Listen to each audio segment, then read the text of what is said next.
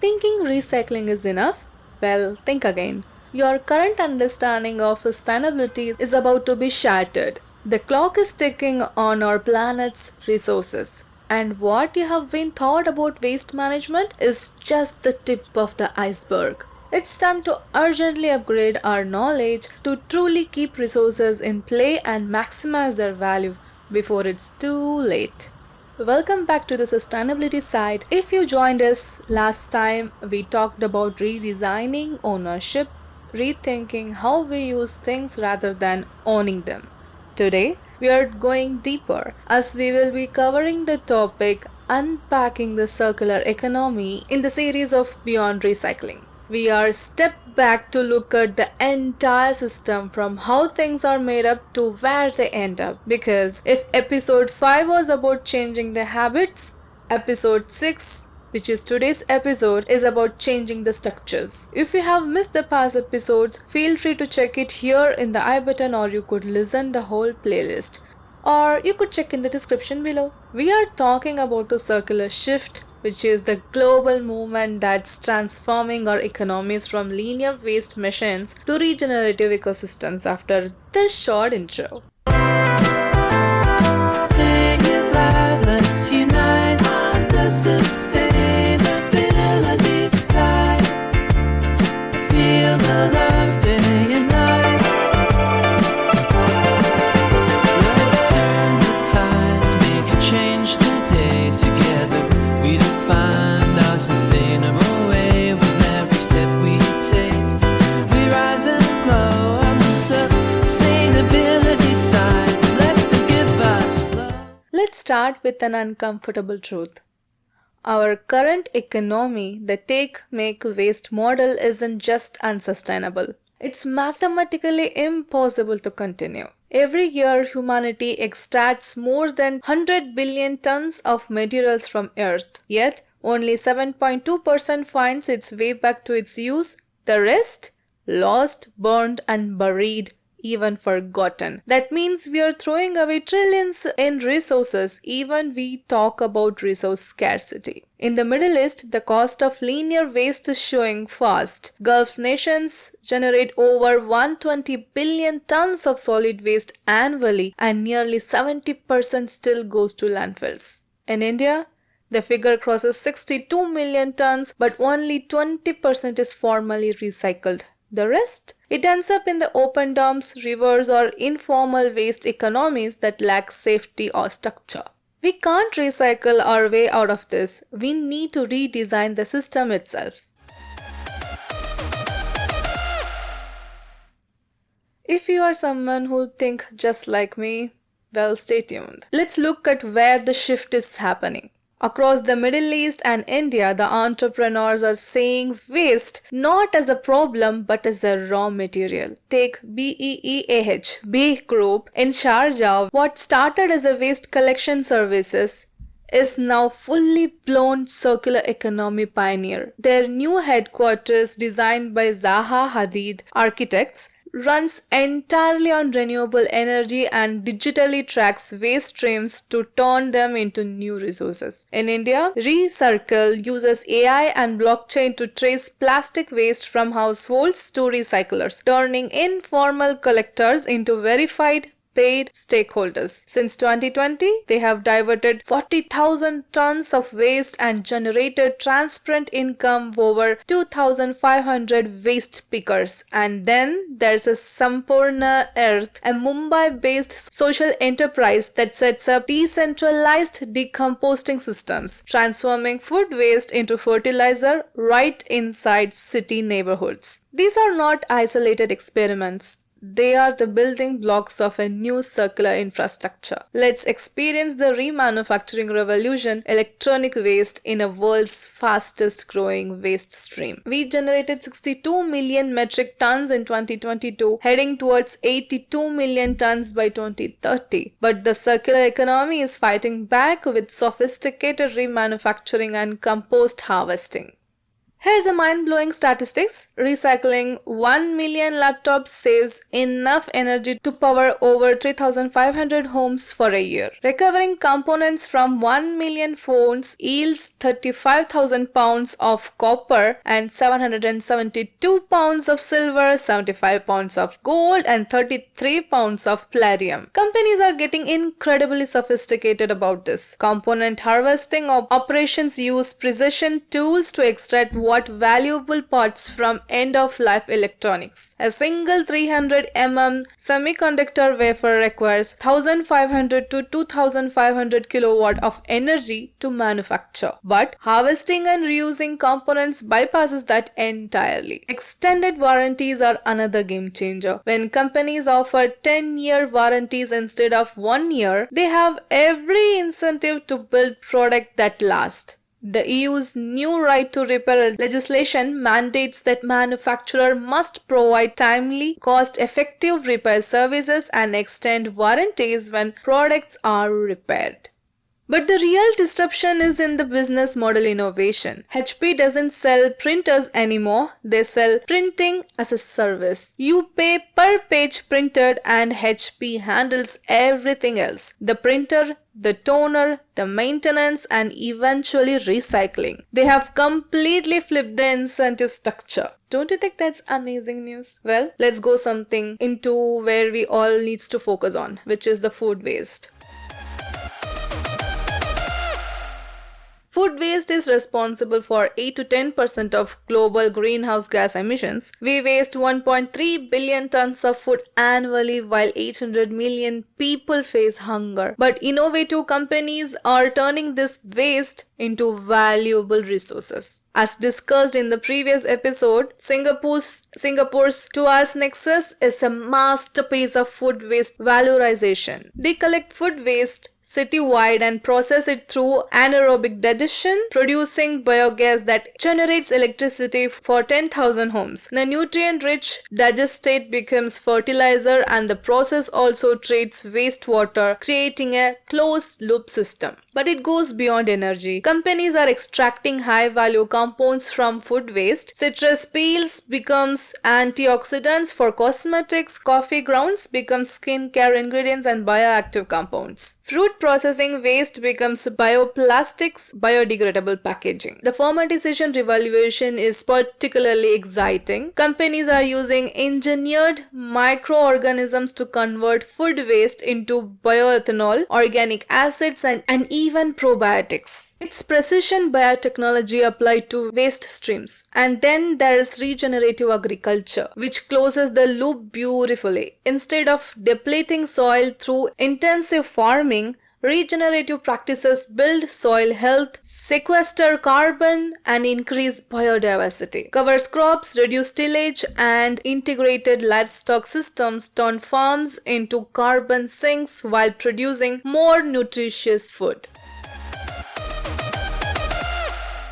Technology is the quiet engine of this revolution. In 2025, circular systems aren't just about recycling, they are about intelligence. In Saudi Arabia's Neom Oxagon, AI tools monitor industrial processes in real time, automatically rerouting excess heat, materials and water to other facilities that needed them. In India, the Sironomy project in Hyderabad uses machine vision to identify reusable materials in construction debris, reducing waste sent to the landfills by 30% in pilot districts. And globally, digital twins, virtual models of products and factories are helping designers predict how materials will behave after decades of use. Imagine your refrigerator sending a digital repair alert not just to you but to the manufacturer who dispatches a refurbished part instead of selling a new model. That's circular automation in action. When we use data not to sell more than things but to keep things in a use longer, we start to build true sustainability into the operating system of the whole economy. Hungry or health conscious? Discover Nelagam, your trending destination for heritage nutrition. The world's moving to real foods and we are setting the pace. From high fiber millet noodles that instantly hit for busy Indian homes to our powerful traditional rice picked for immunity and pure taste. Dive into millet flakes that made for crunchy satiety and heart health with gluten-free varieties for all ages. And don't miss our delicious millet pasta, rich in protein, light on your stomach, with trending flavors like multi-millet and kutravelli, crafted for nutrition without compromise. India's top creators are making us viral, but your taste buds are the real reviewers. Go beyond trendy, choose heritage, choose health, try Nelegum, the real food influencer. So here we are, having explored how business models are evolving and industries are transforming. But the most important question remains. What's your role in this circular future? As a consumer, every purchase is a vote. Let me be direct. You have more power than you realize. Every purchase is a vote for the kind of economy you want to live in. When you choose Patagonia over fast fashion, you are voting for durability and repairability. When you rent instead of buy, you are voting for access over ownership. When you choose products with modular design, you are voting against planned obsolescence. But it goes deeper than just buying different things. The most powerful thing you can do is shift your mindset from ownership to access. Do you really need to own a drill that you will use for like 20 minutes totally in its whole lifetime? Or like tool libraries and sharing platforms let you access what you need when you need it. The framework laptop I mentioned earlier, it exists because enough consumers demanded repairable, upgradable electronics. The mushroom leather for Stella McCartney, it exists because luxury consumers provided they pay premium prices for sustainable materials. Consumer demand is driving extended producer responsibility legislation. In California, Oregon, Maine, and Colorado, new laws require producers to take financial responsibility for their product's entire life cycle. Minnesota just became the sixth state to enact such laws. This happened because the citizen demanded it.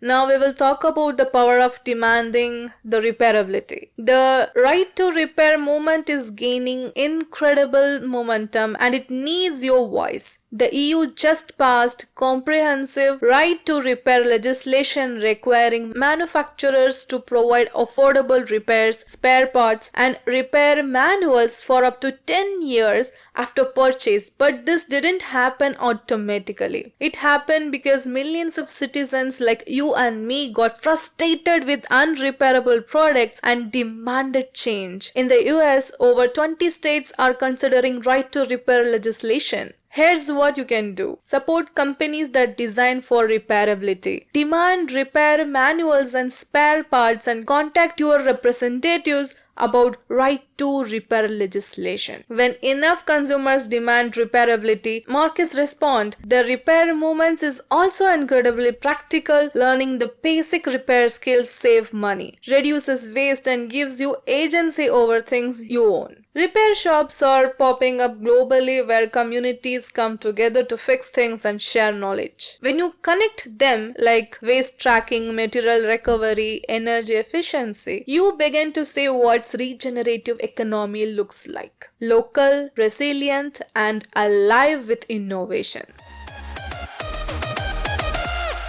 Let's discuss about the unsung heroes of circular transition. For that, let's zoom in on small and medium-sized enterprises, SMEs, because they are the heart of every economy. In India alone, SMEs contribute 30% of GDP and employ over 110 million people. In the Gulf, they have account for up to 45% of private sector jobs. But here's the challenge.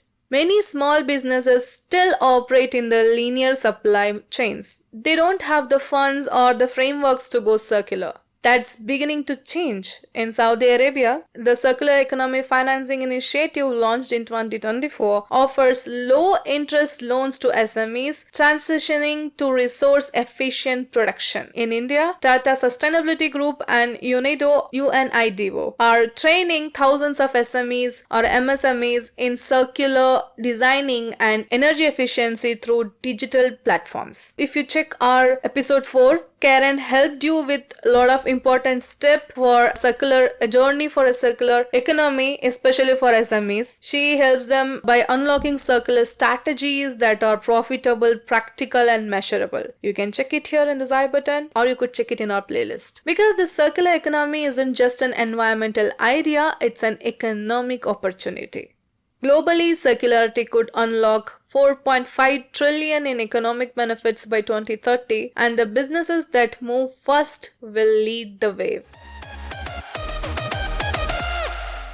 Now let's talk about policy, the invisible scaffolding behind the progress, because individual action is insufficient. We need systematic change, and that requires policy through the advocacy. Extended producer responsibility is crucial. These policies shift the cost of waste management from taxpayers to producers, creating incentives for better design. But they only exist where citizens demanded them. In India, Ministry of Environment introduced extended producer responsibility (EPR) for e-waste and packaging, pushing companies to recover materials from what they sell.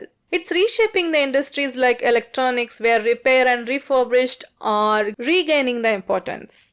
We also need infrastructure for circularity. That means collection systems for reusable materials, facilities for remanufacturing, and the platforms for sharing the rental services. This infrastructure requires public investment and the supportive policies. Carbon pricing is another game changer. When we properly price environmental externalities, circular solutions become economically attractive. Sweden's carbon tax made district heating from waste economically viable.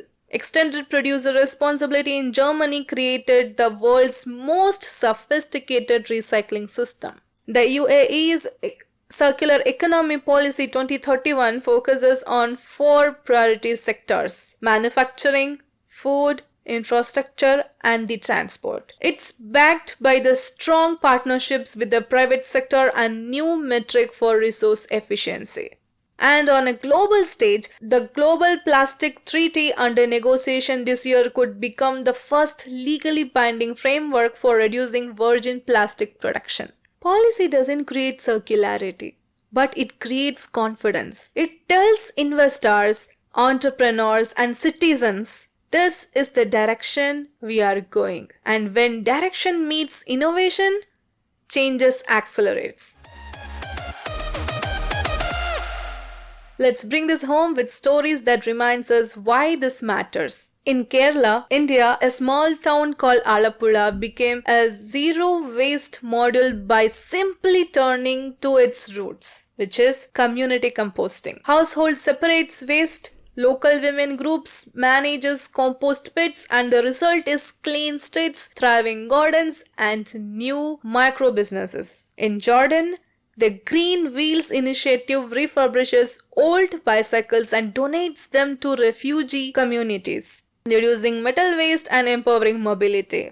In Riyadh, Eco Loop Cafe offers discounts when you bring your own cup while collecting used coffee grounds to make biofertilizer for urban farms. These might sound just like a small acts, but multiplied by millions, they reshape the culture itself. Are you ready to be a part of that big culture? Circularity isn't about perfection, it's about participation. When individuals, cities, and companies aligns their actions, the loop begins to close. If sustainability was about doing less harm, then the regeneration is about doing more good. We are moving from the net zero to net positive, where businesses, buildings, and communities actively restores ecosystem and resources. In the UAE, the master city is experimenting with regenerative urban designs, where every building generates more energy than it consumes. In India,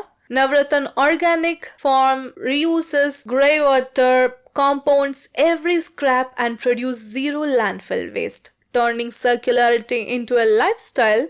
It's not just a slogan. And that's what the circular shift truly represents. A move from ownership to stewardship, from consumption to collaboration, from scarcity to abundance. It's not just a system change, it's a mindset shift.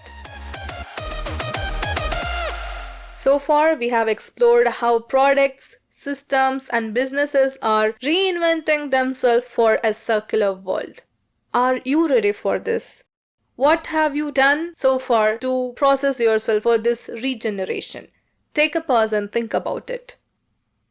But in the next episode, we are heading to Malaysia to uncover a hidden crisis that often follows natural disaster, which is e-waste. When flood strikes, damaged electronic piles up, but what if that waste could actually fuel a circular economy? Well, we'll be joining by Dr. Nurullain Osman, a senior lecturer at Taylor's University who is pioneering a framework that empowers flood-affected communities to turn e-waste challenges into opportunities, from community resilience to sustainable innovation. This is a conversation you won't want to miss. The circularity shift isn't just a theory. It's already happening in real factories, firms, and family businesses. Take a look around your own life. What's one thing you could keep, use longer, repair, share, or redesign? Because every action, no matter how small it is, it's a part of the shift. Because here on the sustainability side, we don't just see the problems, we see possibilities. Keep imagining a better way forward, as the sustainability is not mine, it's ours.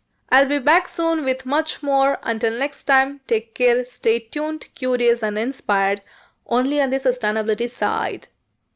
Feel the joy, let's unite.